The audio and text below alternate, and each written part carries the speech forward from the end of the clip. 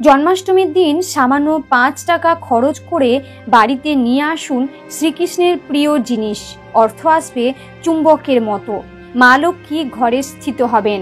শ্রীকৃষ্ণের আশীর্বাদে আপনার পরিবার ভরে উঠবে সুখ, শান্তি এবং সমৃদ্ধিতে। নমস্কার সুধী ভক্তবৃন্দ, আমার ধর্মকথা চ্যানেলে আপনাদের সকলকে জানাই স্বাগত। ঈশ্বরের আশীর্বাদে আশা করি প্রত্যেকেই ভালো আছেন এবং সুস্থ আছেন। চলছে ভাদ্র মাস। এই মাসটি একদিকে যেমন মা লক্ষ্মী মাস, ঠিক সেরকম ভাবে মাসটি আবার শ্রীকৃষ্ণের জন্ম মাস। ভাদ্র মাসের কৃষ্ণপক্ষের অষ্টমী তিথিতে মথুরার কারাগারে জন্মগ্রহণ করেছিলেন শ্রীকৃষ্ণ। এই পৃথিবীতে কংসের অত্যাচারের হাত থেকে রক্ষা করার জন্যই শ্রীকৃষ্ণ অবতীর্ণ হয়েছিলেন এই ধরাধামে। শ্রীকৃষ্ণের জন্মাষ্টমী শ্রীকৃষ্ণের সমস্ত মন্দির এবং গৃহস্থের বাড়িতেও ধুমধাম সহকারে পালন করা হয়। বাড়ির ছেলের জন্মদিনের মতো করে সমস্ত বাড়ি সুসজ্জিত করা হয়। নারু গোপালের স্নান অভিষেক করানো হয় বিশেষভাবে এবং তারপর নারু গোপালকে নতুন বস্ত্র অলঙ্কারে সুসজ্জিত করা হয়। জন্মাষ্টমীর দিন পুজো অর্চনার সাথে সাথে লাড্ডু গোপালের প্রিয় ভোগ বানিয়ে নিবেদনও করা হয়। লাড্ডু গোপালের প্রিয় কিছু জিনিস আছে, সেগুলি যদি জন্মাষ্টমীর দিন বাড়িতে নিয়ে আসা যায় তাহলে সারা বছর ব্যাপী শ্রীকৃষ্ণের আশীর্বাদ পাওয়া যায়। এই জিনিসগুলি আনতে খুব বেশি অর্থের প্রয়োজন হবে না। সামান্য 5 টাকা খরচ করে এই জিনিসগুলি আপনারা বাড়িতেই নিয়ে আসতে পারেন। এর ফলে শ্রীকৃষ্ণের আশীর্বাদ পাবেন সারা বছর ব্যাপী।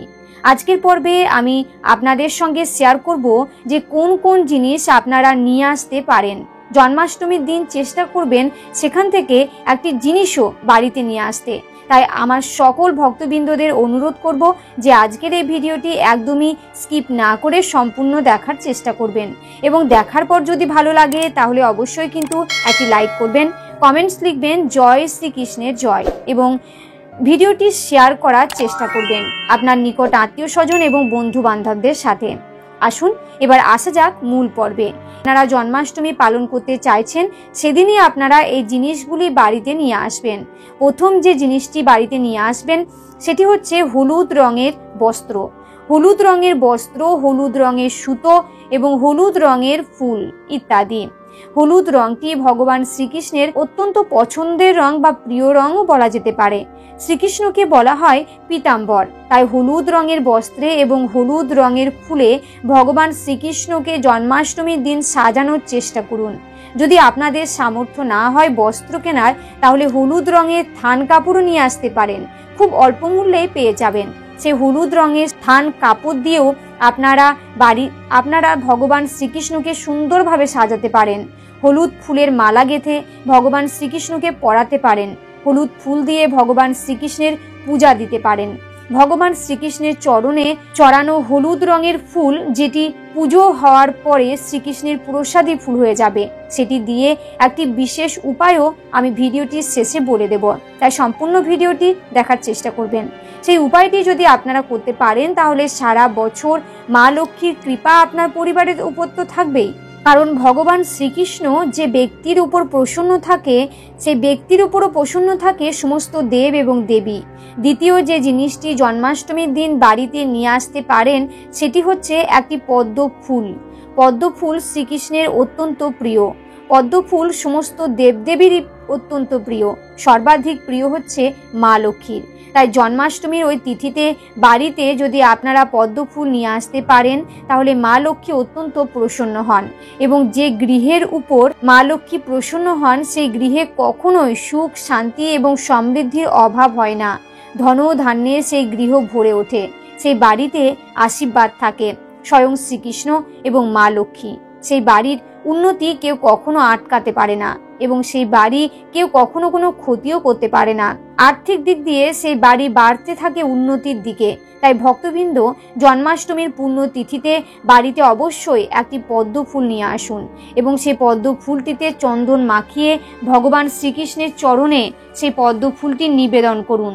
পদ্ম ফুল আনা যদি আপনাদের সাধ্যের বাইরে হয় তাহলে খুব সামান্য অর্থ খরচ করেও নিয়ে আসুন পদ্ম বীজ।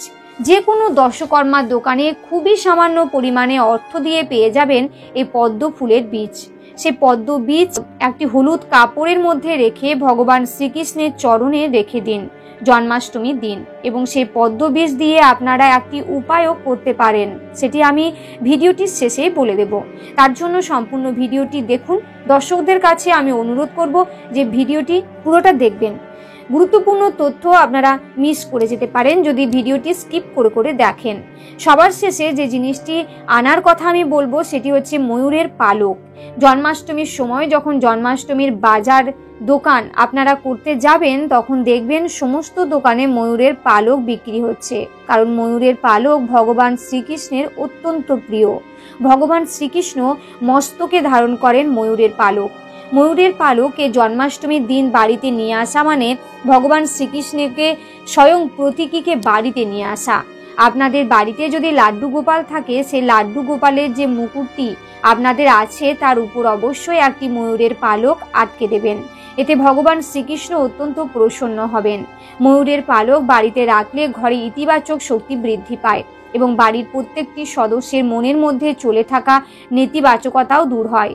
ময়ূরের পালক ঘরে নিয়ে আসে সুখ, শান্তি এবং আর্থিক উন্নতি। ঘরের যদি কোনো বাস্তুদোষ থাকে তাহলে ময়ূরের পালক বাড়িতে এনে রাখলে সেই বাস্তুদোষেরও প্রতিকার হয়। ময়ূরের পালকেরও অনেক গুণ আছে, তাই জন্মাষ্টমীর দিন এই পুণ্যতিথিতে ময়ূরের পালক বাড়িতে নিয়ে আসুন। ময়ূরের পালক যে কোনো দিন বাড়িতে নিয়ে আসা যায়। ময়ূরের পালক বাড়িতে আনা মানে স্বয়ং ভগবান শ্রীকৃষ্ণের আশীর্বাদ নিয়ে আসা। কিন্তু যদি সেটি করা যায় জন্মাষ্টমীর দিন তাহলে আরো বেশি প্রসন্ন হন শ্রীকৃষ্ণ। এবার আমি আপনাদের সঙ্গে বলবো যে জন্মাষ্টমীর সেই উপায়টি কি, যেটা আমি ভিডিওর প্রথমেই বলেছিলাম। সেই উপায়টি করতে লাগবে যে জিনিসগুলো আমি আপনাদের জন্মাষ্টমীর দিন বাড়িতে নিয়ে আসতে বললাম, সেই জিনিসগুলোই ব্যবহার করে আপনারা এই উপায়টি করতে পারেন। এবং সঠিক উপায় যদি আপনারা করতে পারেন তাহলে মা লক্ষ্মী সারা বছর আপনার পরিবারের উপর থাকবেন। আপনার পরিবারের সর্বদা সুখ, শান্তি এবং সমৃদ্ধি বিরাজ করবে। অপচয় আপনার পরিবারে হবে না। মা লক্ষ্মী সদা প্রসন্ন থাকবে। আপনার পরিবারের উপর এই উপায়টি করতে আমাদের লাগবে একটি নতুন হলুদ রঙের কাপড়। সে কাপড়টির মধ্যে আপনি রাখবেন একটি 16 আনা অর্থাৎ 1 টাকা, একটি পদ্ম বীজ। আপনি 3টি বা 5টি বীজের সংখ্যক পদ্ম বীজ সে কাপড়টির উপর রাখবেন এবং একটি 16 আনা রাখবেন এবং ভগবান শ্রীকৃষ্ণের চরণে দেওয়া একটি হলুদ রঙের ফুল। এই সমস্ত কিছু আপনারা এই কাপড়টির উপর জন্মাষ্টমীর দিন রেখে দেবেন এবং জন্মাষ্টমীর সারাটি দিন এবং সারা রাত ভগবান শ্রীকৃষ্ণের চরণ তলে এটি রেখে দেবেন এবং পরের দিন অর্থাৎ জন্মাষ্টমীর পারণের দিন সে কাপড়টি আপনারা তুলে নেবেন শ্রীকৃষ্ণের চরণ তল থেকে এবং সে হলুদ কাপড়ে 1 টাকার কয়েন এবং 5টি পদ্ম বীজ এবং শ্রীকৃষ্ণের প্রসাদী হলুদ রঙের ফুলটি একটি হলুদ রঙের কাপড়ের মধ্যে যেটি রেখেছেন তার মধ্যেই সেটি ভালো করে পুঁটলি বানিয়ে নেবেন। সেই হলুদ রঙের কাপড়ের পুঁটলিটি আপনারা রাখতে পারেন আপনার বাড়ির লকারে, অথবা ঠাকুরের যে মন্দির আপনার বাড়িতে আছে সেখানেও রাখতে পারেন, অথবা যদি আপনি ব্যবসায়ী হন তাহলে আপনি আপনার ব্যবসার স্থলে সে পুঁটলিটি রাখতে পারেন, বা যদি আপনি স্টুডেন্ট হন তাহলে আপনার পড়াশোনার জায়গায় বা বইয়ের মধ্যেও সে পুঁটলিটি রাখতে পারেন। এই হলুদ কাপড়টি আপনারা রেখে দেবেন 1 বছর, অর্থাৎ সামনে বছর জন্মাষ্টমী পর্যন্ত। এটি রাখার ফলে আপনার কর্মজীবনের আসা সমস্ত বাধা দূর হবে এবং অর্থ উপার্জনের নতুন নতুন রাস্তা আপনি দেখতে পাবেন। তো ভক্তবৃন্দ অবশ্যই এই উপায়টি করে দেখতে পারেন জন্মাষ্টমীর দিন। এই ভিডিওটি এখানেই শেষ হচ্ছে।